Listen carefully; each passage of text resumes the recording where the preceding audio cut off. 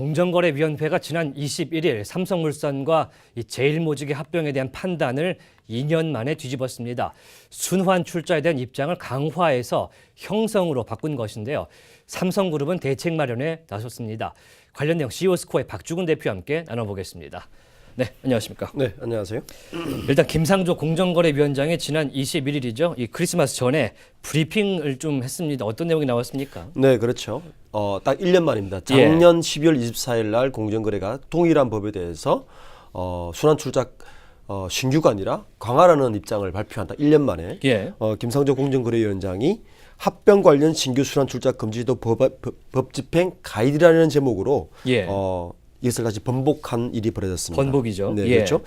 이 자리에서 사실은 이 법은 공정거래법 구조 2항입니다. 이게 박근혜 전 대통령이 그 경제민주화법의 일환으로 2014년도에 신규 순환 출자는 앞으로 금지를 하겠다라는 법이 집행됐는데 여기 2014년에 법이 제정이 되고 2015년부터 시행이 된 법인데 우연치 않게 삼성그룹이 이 법의 첫 번째 법안으로 지금 당정이 된 겁니다.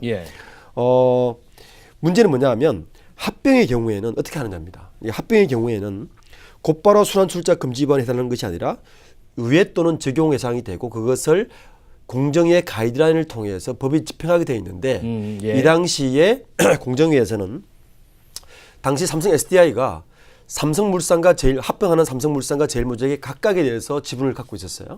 그런데 이게 합병되고 나서 이 지분이 총 904만 주가 됐습니다. 그런데 이 내용에 대해서 순환 출자를 새로 형성된 걸로 봐야 되느냐, 강화된 걸로 봐야 되느냐라고 많은 논란이 있었는데 공정거래위원회에서는 이 법에 대해서 이것은 강화라고 법 판결을 내립니다. 그래서 총 903만 주 중에서 전체를 다 처분할 필요는 없고 이 중에 500만 주만 처분하고 404만 주는 남겨도 된다라고 판단을 작년 2015년 12월 24일 했는데 이것이 이번에 다시 번복이 되어서 404만 주도 신규 형성이기 때문에 여기까지 다 처분을 해야 된다라고 번복을 한 것입니다. 일단 사과를 한 것은 굉장히 인상적이었는데 공정위가 이렇게 특히 김상조의 공정거래위원회가 이렇게 입장을 번복하면서 삼성을 특정했다 이렇게 볼 수가 있는데 그 이유가 무엇일까요? 크게 두 가지 이유로 좀 요약할 수 있겠는데요. 첫 번째는 공정위 스스로 신뢰 회복, 즉 삼성에 대한 보호 문제와 판단을 바로잡음으로써 공정에 대한 신뢰 그리고 공익을 보호해야 된다는 새로운 정보에 대한 공정의 신뢰 회복이 첫 번째인 것 같고요. 두 번째는 현재 진행 중인 이재용 현 부회장의 그리고 전 공정거래위원회였던 그리고 국민연금에 있던 여러 사람들의 로비 재판 관련 의혹에 대한 일종의 정부의 입장이 아니겠느냐 뭐 이런 두 가지 문제를 해석할 수 있을 것 같습니다. 일단은 김상조 공정거래위원장이 취임을 하면서 재벌 개혁에 대한 의지를 굉장히 피력을 했었기 때문에 특히 가장 대표적인 대기업인 삼성에 대한 그런 지적사항이 나온 건데 그럼 삼성그룹 입장에서는 지배구조에 좀 변화가 있을 수밖에 없겠네요. 결론적으로 말씀드리면 큰 사실 영향은 없습니다. 왜냐하면 현재 삼성물산의 지분 현황을 보면 이재용 부회장이 17.08%, 그리고 이부진 이세현 사장이 각각 5.47%, 그리고 이건희 회장이 2.84%, 우호 지분을 총 합쳐서 약 삼성 SDI 지분 이번에 404만 주가 2.11%인데 이것을 처분하더라도 36.97%, 약 37%를 가지고 있어서 사실은 지배구조상에는 큰 문제가 없습니다. 다만 내년 9월까지 이 404만 주를 매각을 해야 되는 입장이기 때문에 이로 인해서 삼성 SDI는 물론이고 삼성물산의 주식 가치에 좋지 않은 영향을 또 있을 것 같습니다. 또한 이뿐만 아니라 이번 영향으로 인해서 공정거래위원회가 향후 삼성을 필두로 한 다른 그룹에 대해서 지배구조를 면밀하게 들여다보고 압박을 넣겠다는 큰 시그널이 되기 때문에 이 부분이 오히려 더 관심의 초점이 될 것 같습니다. 김상조 공정거래위원장이 삼성과의 소송도 불사하겠다 이런 식으로 얘기를 했기 때문에 참 다음 타겟이 어떻게 될지 좀 궁금해지는데 또 삼성 외에 지금 공정위가 들여다보고 있는 대기업의 뭐 출자 구조 이런 것들이 있을 거 아닙니까? 또 대기업이 어디 있을까요? 네, 그렇죠. 김상조 공정거래위원장이 몇 차례 언급했지만 순환 출자 형태의 지배 구조에 대해서는 몇몇 그룹에서 언급을 하면서 스스로 셀프 계약을 해라라고 몇 번 생각을 줬습니다. 우선 가장 관심되는 그룹은 현대차 그룹이죠. 예.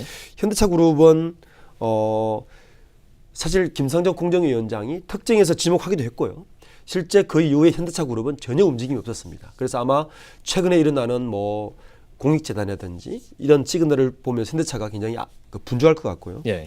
현대차는 현대모비스를 정점으로 현대모비스가 현대차가 다시 기아차가 현대제철을 그리고 다시 현대모비스라는 순환 출자가 메인 핵심 고리인데 문제는 두 가지입니다. 이 지배 구조를 해결하면서 정의선 부회장에 대한 경영권 승계까지 해결해야 되는 문제이기 때문에 이게 만만치 않은 문제고요. 이 외의 그룹들을 보면 롯데그룹은 가장 빨리 움직였습니다.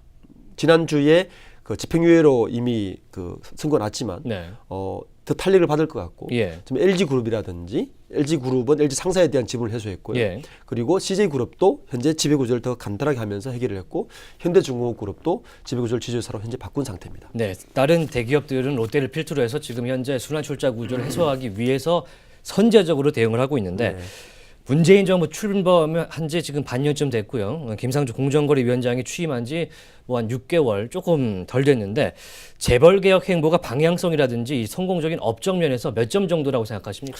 저는 개인적으로 한 60점 정도라고 60점이다. 생각합니다. 왜냐하면 우선 김상조 위원장께서 말씀하신 몇 가지를 짚어보면 예. 일단 재벌개혁을 몰아치기식으로 하지 않겠다. 기업 스스로 셀프 개혁에 할 수 있도록 기다리겠다. 올 연말까지 뭐 이런 말을 하면서 데드라인을 계속 주고 있는데 예. 중요한 건 재벌개혁의 핵심은 적은 지분으로 수십 개의 계열사를 거느리면서 편법으로 경영권을 승계하고 사익을 편취하는 것이 가장 핵심인데 이게 과연 셀프 개혁으로 이루어지겠느냐는 겁니다. 그렇다면 3세로의 승계 작업이 끝나지 않은 여러 그룹들이 이러한 셀프 개혁에 적극적으로 응할 것이라는 건 사실 미지수고요. 예. 그렇다면 원래 김상조 위원장이 공정거래위원장이 되기 전부터 이야기했던 여러 가지 개혁 작업을 시작해야 되는 거 아니냐. 그래서 일부에서는 예. 김상정 공정거래위원장이 말로만 하는 거 아니냐. 뭔가 확실한 걸 보여주지 않고 있다라고 이야기하기 때문에 이러한 부분에 대해서 예. 뭔가 분명한 액션이 필요할 것 같습니다. 그렇군요. 그럼으로써 사실 한국 경제의 가장 좋은 중요한 포인트거든요. 한국 경제를 체질 개선을 하고 시스템을 처음부터 바꿀 수 있는 중요한 포인트이기 때문에 뭔가 확실한 처방으로 이러한 부분들에 대한 액션이 필요할 것 같습니다. 60점 정도를 주셨는데 나머지 40점이 내년에 꼭 채워지기를 기대해 보겠습니다. 지금까지 CEO스코어의 박주근 대표와 함께 삼성물산 합병 관련 이야기 나눠봤습니다.